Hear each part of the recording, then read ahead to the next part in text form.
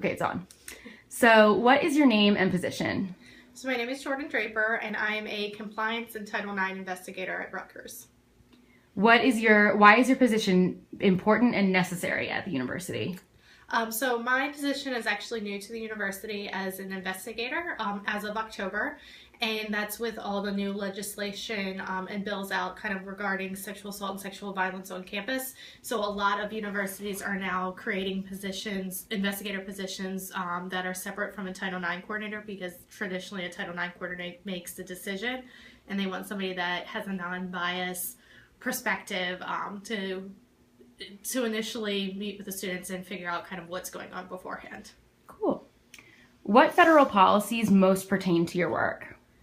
So the biggest thing is Title IX, just because that affects compliance in general, especially around gender equality and sexual violence, which is specifically what I do in my current position here. Outside of Title IX, the Campus Save Act, the Not Alone Report, Clery. There's going to be a new Campus Accountability and Safety Act that's coming out soon as well. So that's a bill that's potentially being looked at being released. But those are some of the major components, the VAWA amendments as well. Great.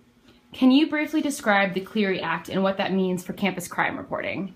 Sure. So Clery was started, I believe it was in the 1980s. A Lehigh student was raped, sodomized, and murdered in her residence hall room, and her parents essentially found out that there had been a lot of issues of incidents reported for doors opening and crime actually happening at Lehigh, but the university did not report it to the students.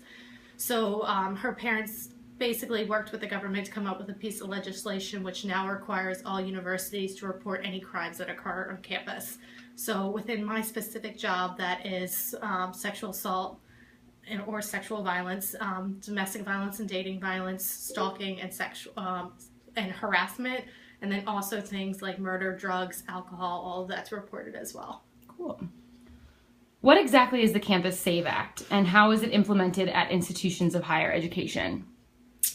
So the Campus Save Act is one piece of legislation that has come out within the government recently. Essentially, Campus Save Act is looking at education for students. So it's requiring that as of July this year, this upcoming year, universities are required to do training or have training available for all first year students and incoming students to the university. So that means first year freshmen, first year graduate students, and all transfer students. Another piece of Campus Save Act is just requiring that there's a fair and equitable process. So what that means is essentially the victim or the survivor and the accused student should have the exact same process in terms of what happens in the investigation, what their rights are during that process. So are they allowed to have an advisor? Are they allowed to have a support person? Their recommendations of sanctions, as well as the appeal process. Campus Save also, essentially it works with Title IX and it works with the VAWA amendments to ensure that specifically higher education institutions are following a multitude of different guidelines which protect students. So there's a few different other components, but those are like the big ones, is the education piece right now that's impacting a lot of students or impacting a lot of schools. All right. Do you think this legislation will make a significant impact to stop sexual violence? I think the biggest thing with all the pieces of legislation that are out currently is that it's raising awareness. So sexual assault has always been a problem on campus, same with domestic violence, stalking, harassment. 1 in 5 students are sexually assaulted during their time on campus. Most of the time that happens to females during the first 6 to 8 weeks that they're in school. So that we have statistics from the 80s from that happening, and there's probably more information that suggests that that happened even before official surveys were conducted. So I think that it's raising awareness, it's forcing universities to be introspective and kind of evaluate what the processes are they being helpful to students? And then it's also creating a system where schools can be proactive in teaching bystander intervention and really kind of getting people to look at best ways to intervene and looking at what is sexual assault and what is sexual violence. A lot of students, believe it or not, don't really know that the situations that they're engaging in are technically defined as sexual assault or domestic violence. So it kind of creates and forces universities to raise awareness to the issue as well. Cool. What changes or recommendations would you make for policymakers? So the biggest thing within the state of New Jersey right now is we're looking at evaluating TROs, which is a temporary restraining order. Mm-hmm.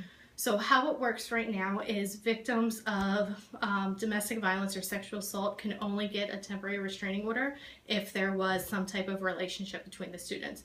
So that can be anything from them going on a date to actually have been in some type of physical or dating relationship. So while some of those situations hold true, a lot of our stalking situations, a lot of our domestic violence situations don't necessarily involve somebody that was in a previous relationship with somebody.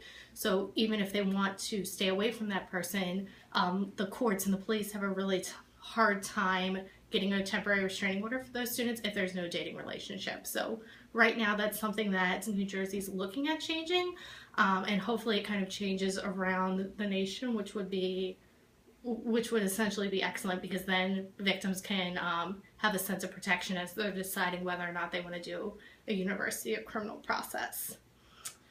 I think another big thing is, I believe it is Maryland, Virginia, and I think it's California, are looking at mandating that students that are expelled or suspended for sexual assault have an actual notation on their transcript. So they're creating some type of federal policy that I think eventually is going to mandate this, but obviously it would be great if New Jersey could be at the forefront of that. So essentially what that means is if you were going through any type of disciplinary process where you're separated from an institution, that'll be noted on your transcript. So if you were to transfer to another institution, they would know that you were accused and found responsible as a perpetrator for some type of Title IX violation.